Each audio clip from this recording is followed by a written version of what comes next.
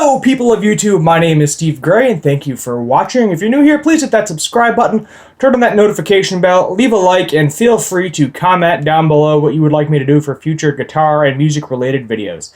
So today we are going to be talking about guitar heel joints and the different types of heel joints. Which one do you prefer? Which one do I prefer? And what I think is the best for playability. So starting off here, this is a Fender Made in Mexico Stratocaster. Front. There's the back.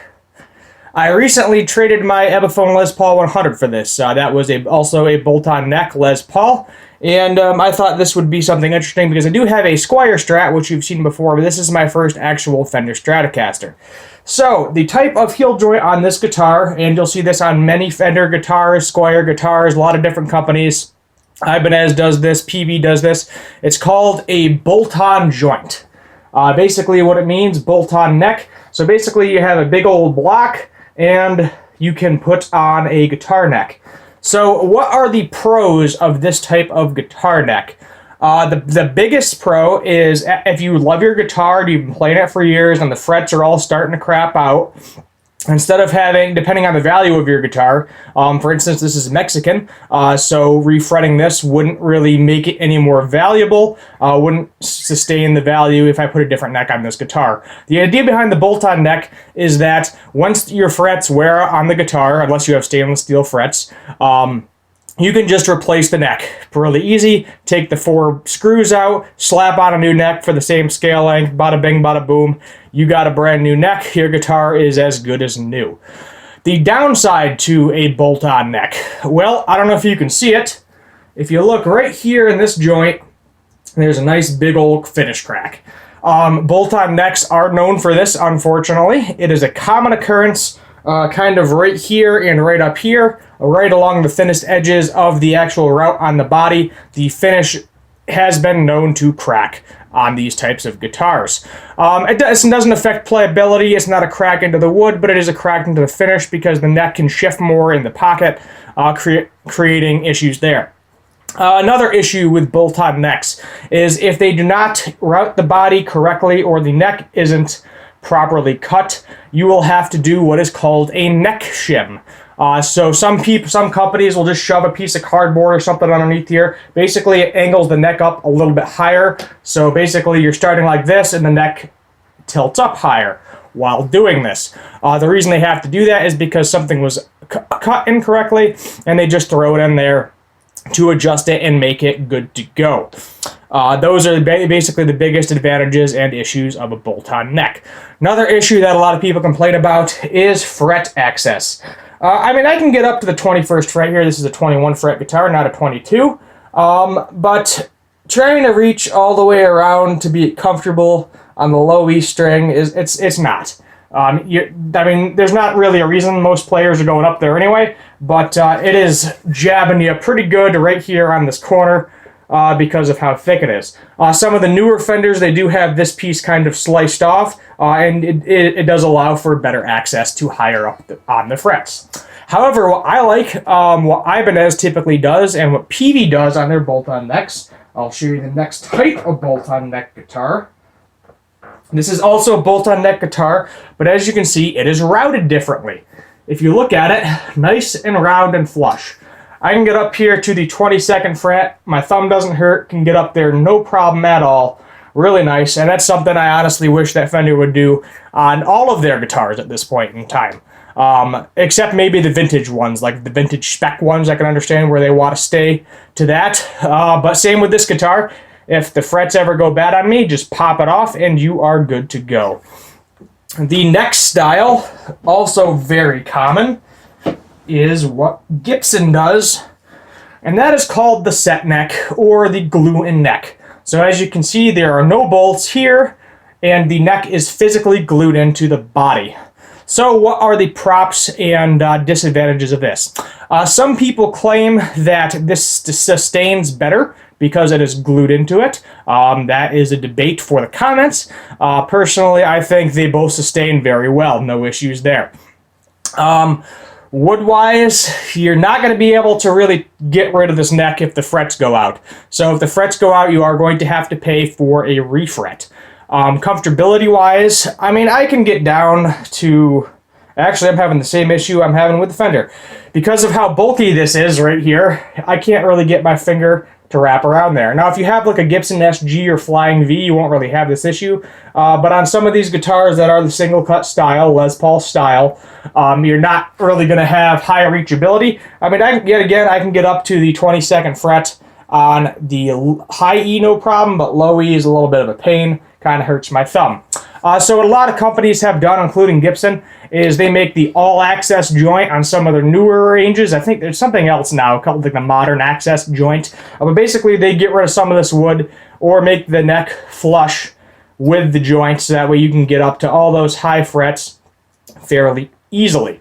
As I said already, disadvantages of this, you can't get the neck out. So if you need to do a refret, if the frets go bad, you're going to have to pay to get it refretted. Something like this Epiphone Les Paul, not that expensive a guitar, you're better off buying another guitar. If it's a Gibson Les Paul, maybe, depending on the type of guitar it is.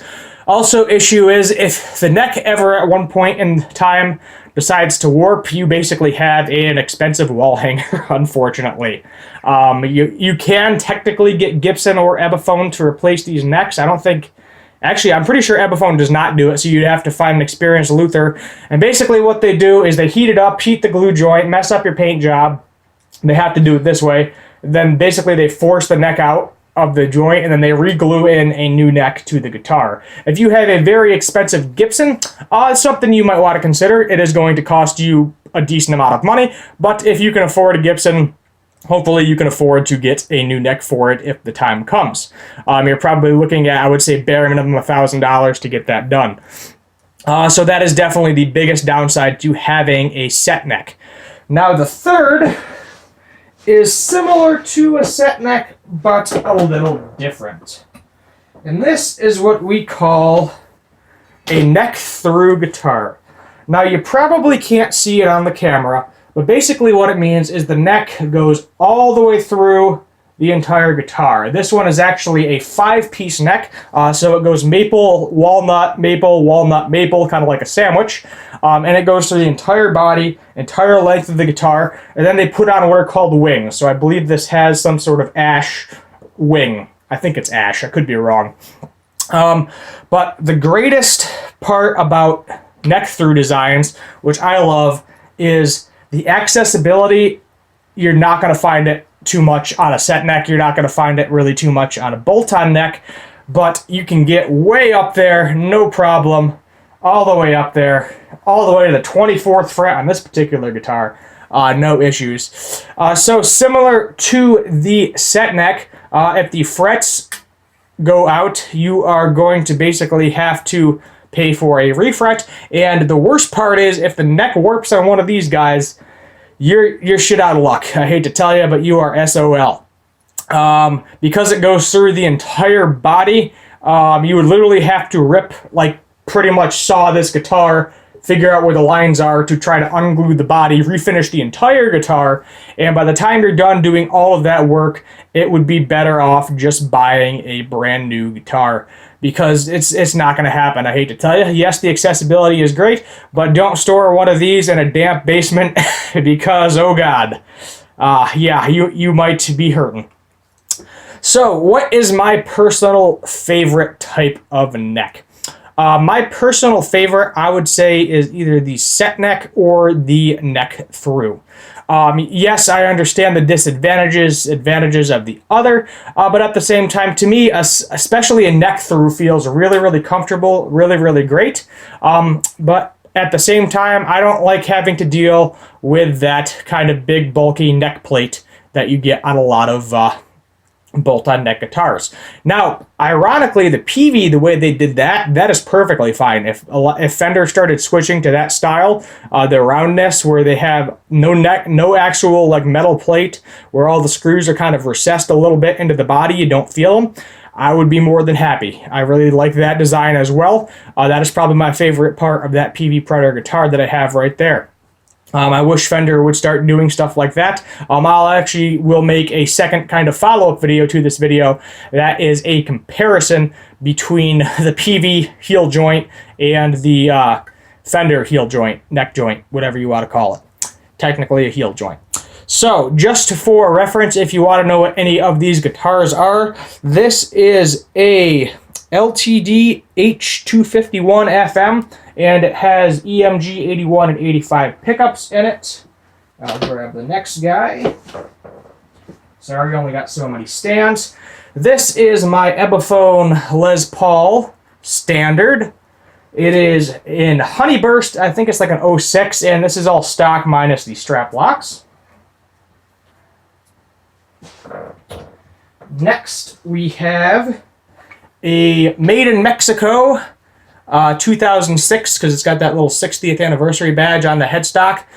Fender Mexican Stratocaster. This is called a SSH, or single humbucker. Some people call them a fat strat. It's got a tremolo, and I believe this is all stock. The guy told me that the two single coils were switched out to something else, but upon inspecting the guitar, having the neck off the guitar and the pickguard off the guitar, to me it looks all stock. And then, if I can switch here, jumble around. The final guitar is the good old Peavey Predator Plus EXP. I think this is around an 02. Not really sure. So the pickups have been switched to a Seymour Duncan Jazz and JB. The knobs have been changed to just chrome dome knobs, I think they're called. And then the pickup selector switch, if you care, that is now metal as opposed to plastic. So, my name is Steve Gray. I hope this was informative for you. If you have any more questions or preferences, which one you think is the best access, feel free to comment down below. Other than that, my name is Steve Gray. Please hit that subscribe button. And as always, thank you for watching.